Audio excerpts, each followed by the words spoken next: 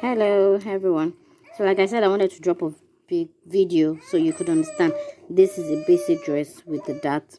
First thing is the back arc, which I said at the waistline, obviously moving by, let's say, 1 inch, 1.5 centimeter, 0.75, dependent on the body size or how archy the back is.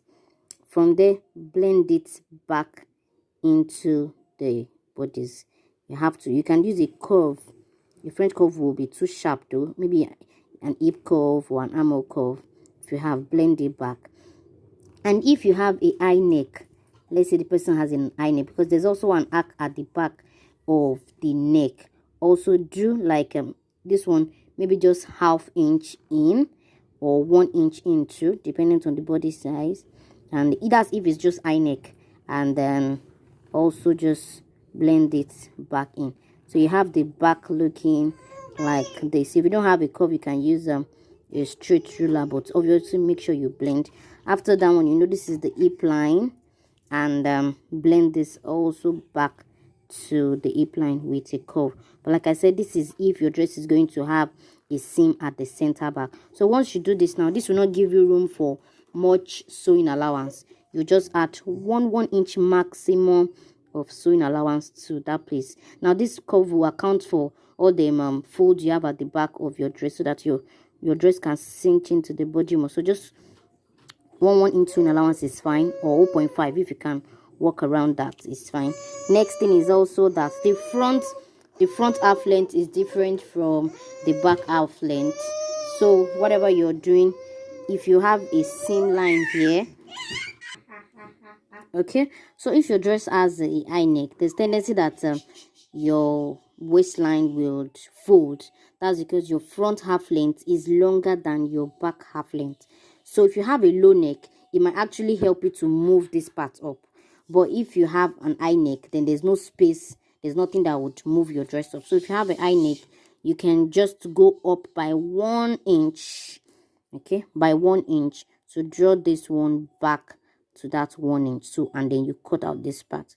So you're sewing this back to this line. Also note that this is 1 inch, is not part of the allowance you add, so you have to still add the allowance, because this is also, you are leaving out this 1 inch. Then lastly, because it's a dress, like I said, our dress normally we do a straight line like this, and then we go in by let's say 1 inch thereabouts, right, for the pencil.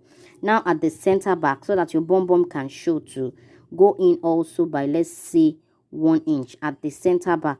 Then from your hip line, you blend back to it. Now like I said, what you do is half of your hip line to your short skirt. It has to be a short skirt above the knee. Whatever you now want to do after that one is not the problem. But for you to do this pencil, if you want to get the bum, it has to be half of the hips to above the knee. The half point, you go maybe 1 inch in at the side back, 1 inch in at the center back, before you now panel out. If it's a straight dress, then you just, and it's longer than you're above the knee, you just take it straight down like that.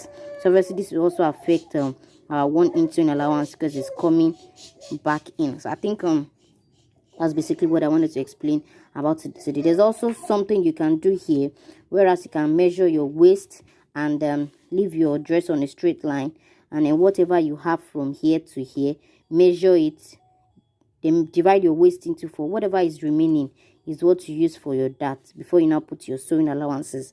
That might be a little complex, but I'm sure that the ones I've explained, you can make do with it and work with that one. So over time, I would also be dropping some other tips, but this one that I gave you, work with it. Do your waistline in. This is your waistline. Take it in by 1 inch. The upper part, if it's high neck, take it in by 1 inch. Blend it back to the back bodice. Blend this back to the back bodice. Blend this back to the hip line. Center back to, so that your bum can show. This is how hip padding came about. But hip padding is a little bit more complex. You have to measure your round under bum, do the calculation and minus. So going by 1 inch, and that's a wrap.